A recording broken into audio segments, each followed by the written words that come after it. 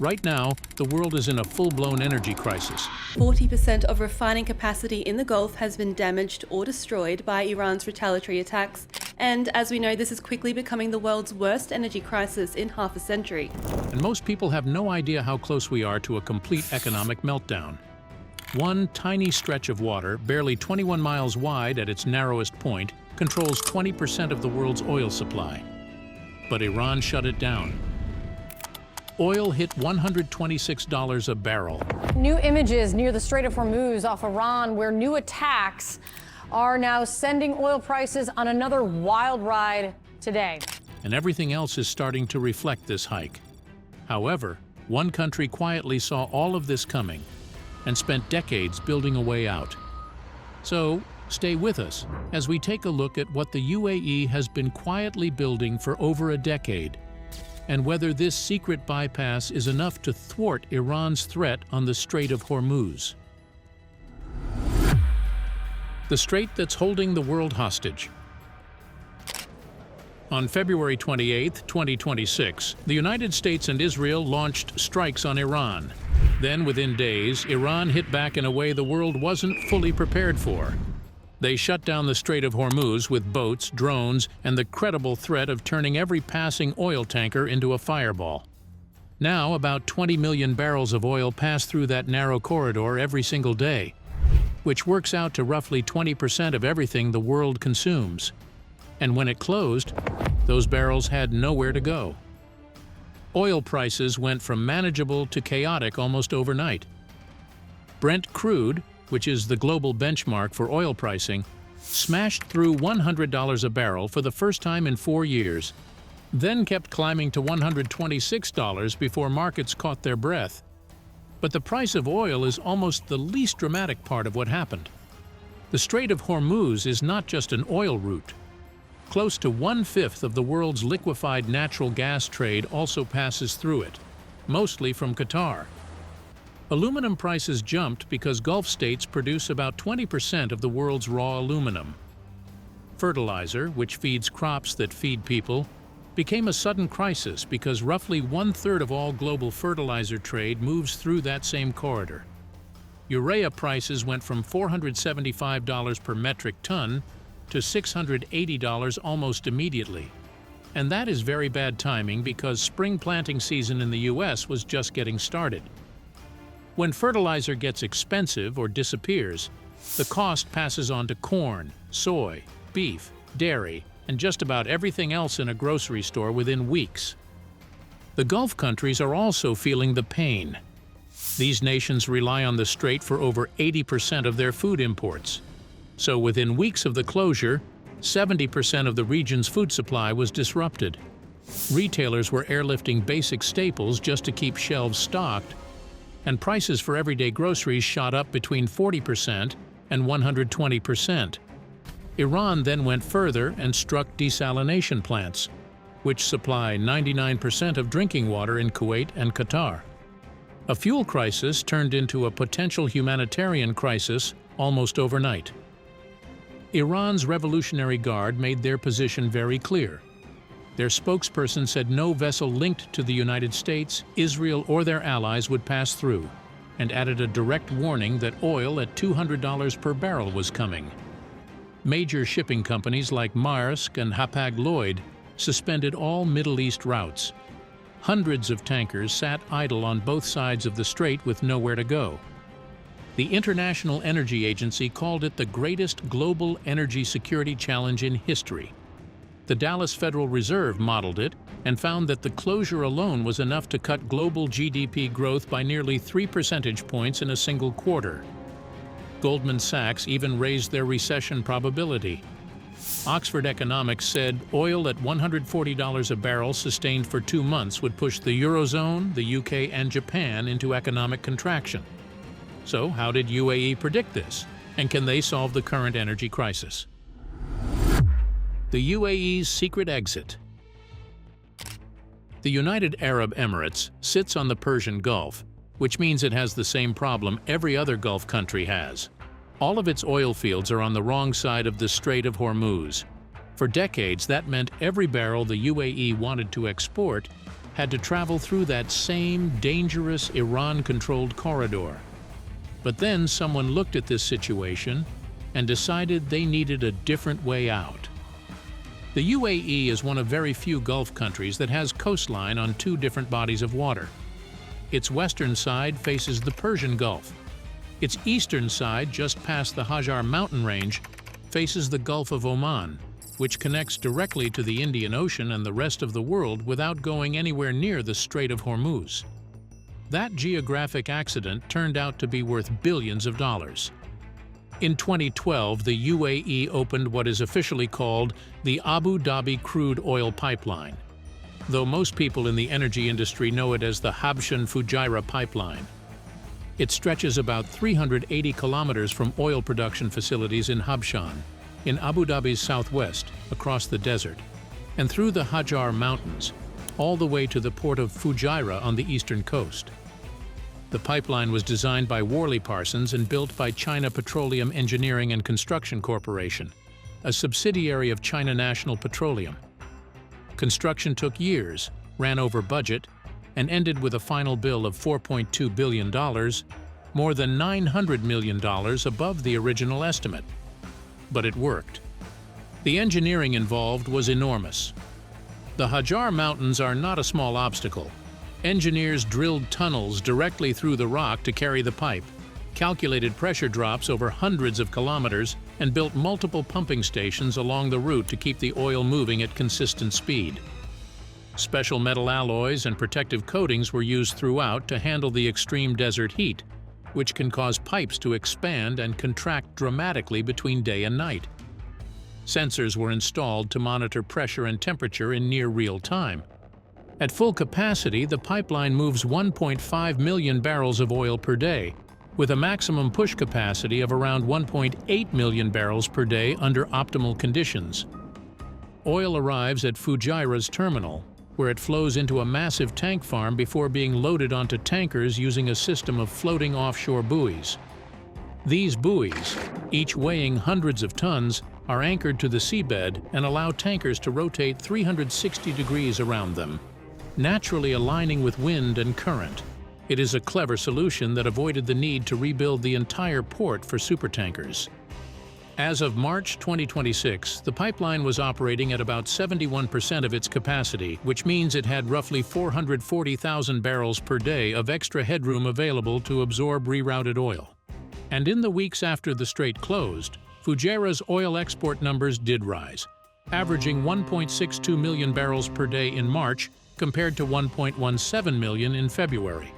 However, there is a real ceiling here. This pipeline covers about 60% of the UAE's normal export volume. The other 40% was always assumed to travel through Hormuz, and it only handles crude oil, not refined products like diesel or jet fuel. Europe gets roughly 30% of its diesel and half its jet fuel from the Middle East, none of which can travel through a crude pipeline. So, while the UAE built an impressive escape route, it was designed for normal disruptions, not a full-scale war. But the pipeline was only the first part of the UAE's plan. The second part was something most of the world did not know existed at all. The mountain vault? A pipeline can be bombed. A tank farm can be set on fire with one well-aimed missile. In 2026, those are not theoretical risks. We have already seen that happen. Drones struck a fuel storage tank at Fujairah's terminal in early March, causing a fire that damaged a storage unit with nearly 3 million barrels of capacity. Fires broke out at 2 pumping stations along the Habshan-Fujairah pipeline after Iranian strikes, and satellite images confirmed the damage. The UAE's leadership had anticipated this type of vulnerability long before the current crisis, which is why they built something that cannot be easily destroyed. The Mandus project is named after the traditional wooden chest used across the Arab world to store the most precious family possessions like jewelry, documents, and heirlooms. In this case, the treasure is crude oil, and the chest is a mountain. Located in the Hajar range near Fujairah, the project involved excavating 3 enormous underground caverns directly into the granite bedrock, hundreds of feet below the surface. Each cavern holds 14 million barrels of crude oil, giving the complex a combined storage capacity of 42 million barrels. making it the single largest underground oil storage facility in the world. Abu Dhabi's national oil company, ADNOC, awarded the construction contract to South Korea's SK Engineering and Construction in February 2019. The contract value was $1.2 billion, and it was the world's largest single contract ever issued for underground crude oil storage. Construction began in 2018, starting with access tunnels into the rock. The caverns themselves are enormous spaces carved into solid granite, each measuring 20 by 25 meters in cross-section. They are climate-controlled, equipped with compression systems, safety infrastructure, and temperature management machinery.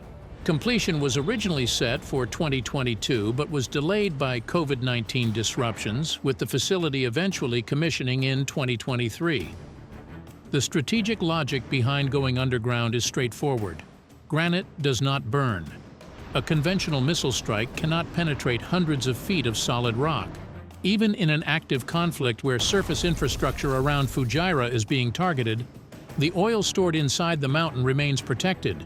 The three caverns are designed to hold different grades of crude oil simultaneously, including ADNOC's premium Murban crude, which adds commercial flexibility on top of the security benefit.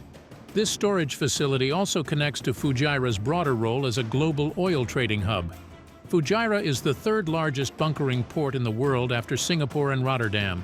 Ships refuel there, trade happens there, and the port sits entirely outside the Strait of Hormuz. When the caverns fill up and operations are running at full speed, the port can load oil onto tankers at up to 80,000 barrels per hour. ADNOC has also connected its Fujairah operations to international trading infrastructure, including a stake in global storage terminal operator VTTI, giving them access to 15 storage terminals across 14 countries. Together, the pipeline and the underground caverns give the UAE a two-layer defense against exactly the scenario playing out right now. Move the oil out through the mountains on one side, store the oil under the mountains on the other. But as impressive as this setup is, it is revealing its limits. Because the scale of the current crisis is so far beyond what any single country's infrastructure was designed to handle, the whole world is now scrambling to fill a gap that cannot actually be filled. The scramble to fix it. The UAE's pipeline moves 1.5 million barrels per day. Saudi Arabia's east-west pipeline, known as Petroline, stretches 750 miles across the Arabian Peninsula to the port of Yanbu on the Red Sea and can push up to 5 million barrels per day at expanded capacity. Combined, those two systems represent the only functioning bypass infrastructure available to the Gulf's oil producers right now. And combined, they still cannot come close to replacing what Hormuz normally carries.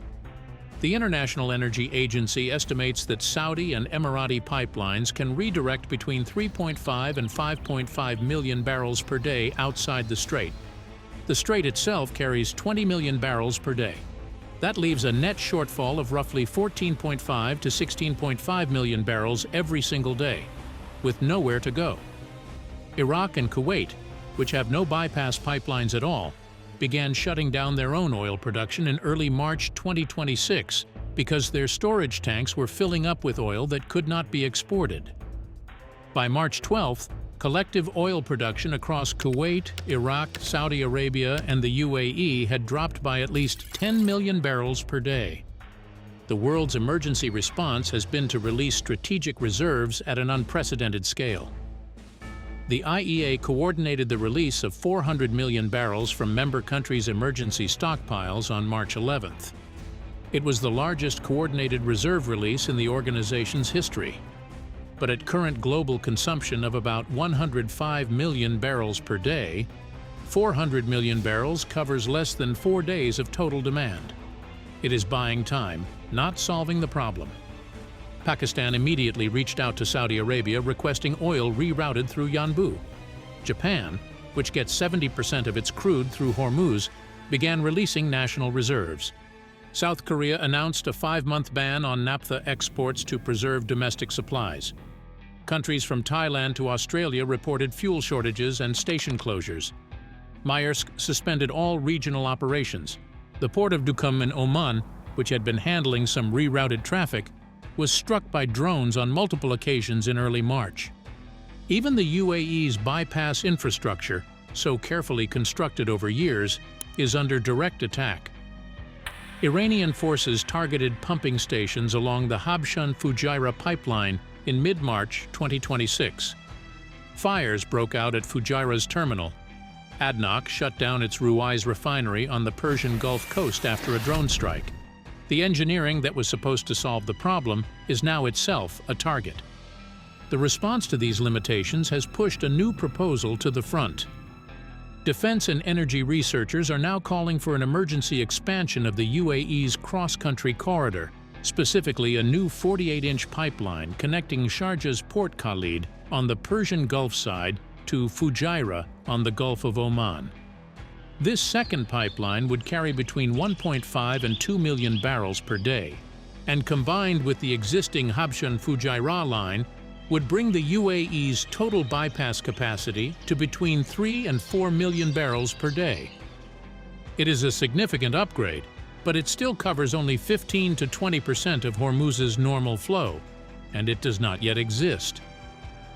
The question everyone is now asking is not just how to survive the current crisis, but what the world looks like on the other side of it, and whether the old relationship with the Strait of Hormuz can ever go back to normal. What comes next? The clock is running. Oil executives and analysts began warning in late March 2026 that if the Strait of Hormuz does not reopen by mid-April, the disruption will roughly double in scale, making it the largest loss of crude supply in recorded history. The window for a fast resolution is closing, and every week it stays shut adds more permanent damage to the global energy system. The immediate economic picture is already severe.